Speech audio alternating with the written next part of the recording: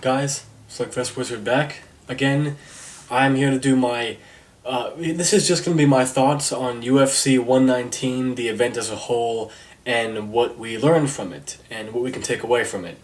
But before I do that, I want to share with you guys something I saw on IGN the other day. And the rumors are true. Shantae, Risky's Revenge, will finally hit the DSI Wear site next week, October 4th. There, so if you have a DSI, check the site and get some points. It looks like it's going to be a really fun and enjoyable game. Also, the 3DS coming up.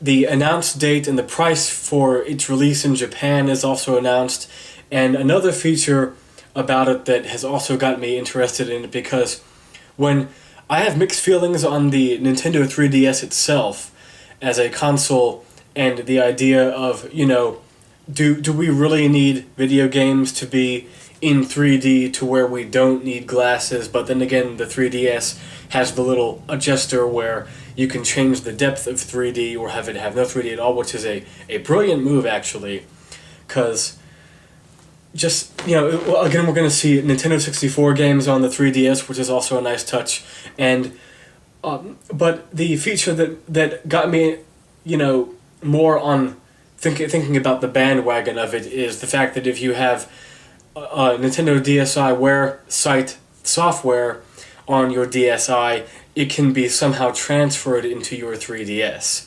Now that is good. So, anyways, because I have some software that I would most certainly like to have transferred, and that would be all the more a better reason to buy a 3DS when it comes out. I'm guessing it's going to come out late next year. It'll be a while for us Americans. Anyways, UFC 119. Well, I'm going to jump right into it. The entire event itself was underwhelming, and it was a bit of a letdown, to be honest. And I hate saying that because the fighters, of course, they are not here. They cannot defend themselves. And, of course, I'm not the one that's getting in the cage performing. I didn't set up the event. And not every UFC card is going to be a great UFC card. But let's talk about what happened. And there's another issue that I want to address that's very important with MMA right now that's also kind of a problem, too. It's one of the things I'm not loving about MMA at the moment, right now. But okay, in the main event, Frank Mir versus Mirko Cro Cop. Mir finished Cro Cop off in the third round with a knee. And even though it was the only knockout of the night, Frank Mir did not win Knockout of the Night honors. That says a lot about his performance and how it looked. From what I saw, Frank Mir didn't want to go out there and press the action, and Cro Cop didn't want to press the action. It wasn't a fight, it was more of like a glorified sparring match, and usually I can get emotionally invested, and I can get really hooked in on what's going on, and this event, it was more difficult to do that. I couldn't get just invested, okay, this is exciting, this is interesting, what are they going to do next, And that just was not there at UFC 119. And again, it was like Frank Mir and Cro Cop went out there to mostly spar. Cro Cop threw, I think, maybe 5 kicks the entire fight.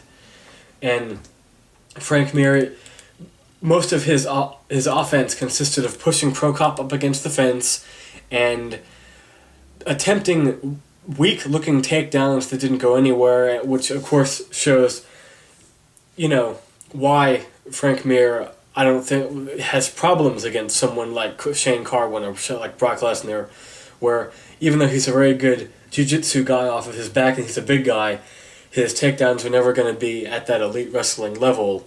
And but I was more confused why Frank Mir didn't he try to pull guard against Cro Cop more, or drop down for a leg like Damian Maia would do, or anyways, I don't want to use up more time than necessary on this card. It was a boring fight, almost as boring as Antonio Rogero Nogueira against Ryan Bader. And this fight, there's not that much to say about it. except it went the distance just like I knew it would. There's no way Bader was going to finish off Nogueira, because that's not what Bader does, even though he looked pretty good against Keith Jardine. So, okay. Alright, it is now 11 o'clock, and it's still raining outside. It's been raining like all week. No, not all week, but for the last like 3 days in a row, it's been pouring down rain. It's crazy. So, yep, Ryan Bader won in a fight in which, again, he just went out there and took Nogueira down at will. Good win for him. Maybe put Bader against John Jones, or put Rajiro Nogueira against John Jones. Little knock. So, maybe one of those guys. Or Forrest Griffin. Next fight. Matt Serra against Chris Lytle. A lot of people loved this fight. They're saying it was pretty fun. This fight reminded me why Matt Serra is kind of a one-dimensional striker, because he went out in this fight and he really telegraphed those, he'd go body, head shot over and over again with those big looping rights and lefts that he does. It was more like a big boxing match with, again, no really attempts to take the fight to the ground, in a fight that I don't think really needed to go the distance, but we all know how tough Chris Lytle is, and we all know how tough Matt Serra is, and they put on a fairly decent show. So, Chris Lytle got his revenge, by the way, so congratulations to him. And congratulations to Frank Mir and Bader, and to Sean Shirk. Now, here's one of the problems with the MMA judging. I'm not going to really tell you guys anything that you can't already figure out with the MMA judging, but by the end of that fight, I did not have Sean Shirk winning. Plus, Sean Shirk simply did not look like the winner at the end of that fight. Just like Shogun looked like the winner at the end of his first fight with Lyoto Machida. First round, sure, give it to Sean Shirk. He cut Evan Dunham up good, kept him on his back, got the takedown, all that stuff. But he easily won the first round, but how can you give him the second and third round? Dunham just by the third round was outclassing Sean Shirk, beating him up badly. Just... But I will give this mad props to Sean Shirk, because we now know that it's of course Sean Shirk is an incredibly tough opponent to submit, and I'm surprised that a lot of those guillotine chokes didn't work, But that's how it goes. Is Sean Shirk going to be the champ again? I don't see it happening. I don't see Sean Shirk defeating... Yeah, Sean Shirk of course lost to Frankie Edgar, and I don't see him beating Gray Maynard either. Again, it would be by decision, Dunham should have... what Evan Dunham could have done. Evan Dunham shouldn't have just, gone out there and tried to do those guillotine chokes over and over again. So, something needs to be done about the judges' system. And just an ugly decision, and it's too bad that Evan Dunham had to get robbed like that. So, next card. Next one, Melvin Gillard versus Jeremy Stephens. I expected more action in this fight, and there just was not that much. Gillard was content mostly to just dance around and score points. Well, he is with Greg Jackson now from the Greg Jackson camp. So anyways, I don't want to say any more about that. So Jeremy Stephens, better luck next time. And CB Dollaway, wow.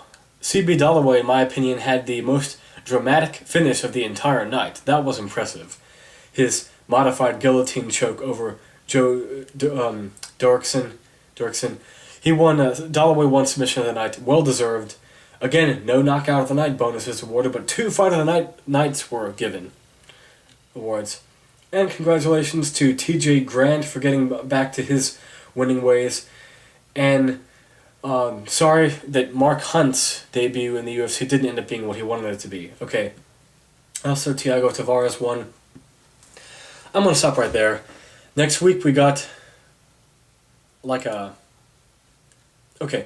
On October 16th we got Bisping versus Akiyama. Check it out. MMA, keep up with it, guys. Bye-bye.